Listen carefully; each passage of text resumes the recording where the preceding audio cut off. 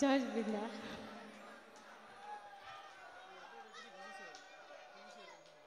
মই আচলতে এইটো ঘটনাটো হোৱাৰ পিছত আজি প্ৰথমবাৰ ষ্টেজত উঠিছোঁ। আই এম ছ' চৰি। মই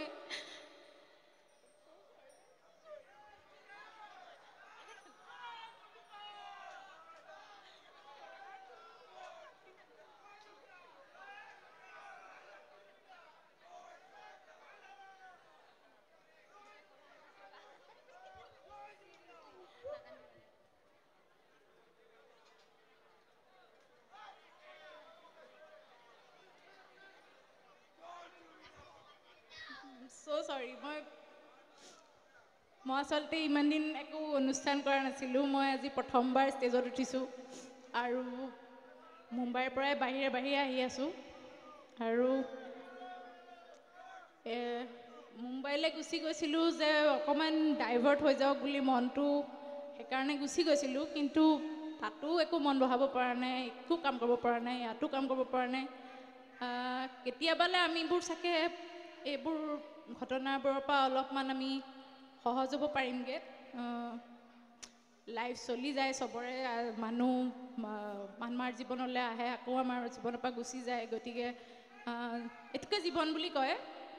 সদায় চব মানুহ আমাৰ লগত নাথাকে আৰু আমাৰ ভাল লাগিলেও বেয়া লাগিলেও আমাৰ ভাল লগা মানুহবোৰ আমাৰ মাজৰ পৰা ওলাই গুচি যায়। কিন্তু এইটো মানে অকণমান বেছি পাৰ্চনেল নিচিনা হৈ গৈছে চবৰ কাৰণে, অকল মোৰ কাৰণে বুলি নহয়, চবৰ কাৰণেই বহুত পাৰ্চনেল হৈ গৈছে। কাৰণ জুবিন দাক আমি বহুত বেছিকৈ ভাল পাওঁ চবেই, সেইটো কাৰণে চাগে ইমান বেছিকৈ চবৰে হাৰ্ট হৈ যায়।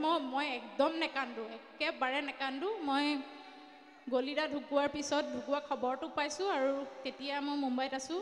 তেতিয়া মই ৰখাব পৰা নাই নিজক।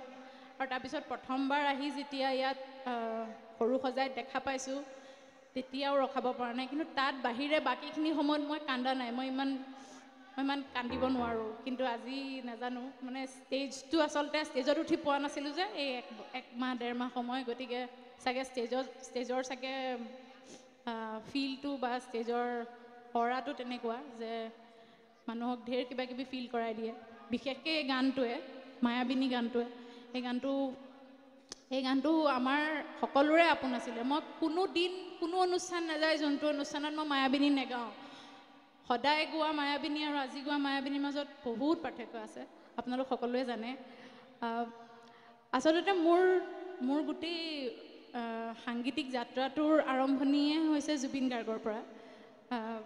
মোৰ খুব বেছি সৌভাগ্যৱান যে জুবিন গাৰ্গ মোৰ খুৰা হয় সম্বন্ধত সেইটো কাৰণে মই সৌভাগ্যৱান যে তেওঁৰ বংশটোত মই জন্ম পালোঁ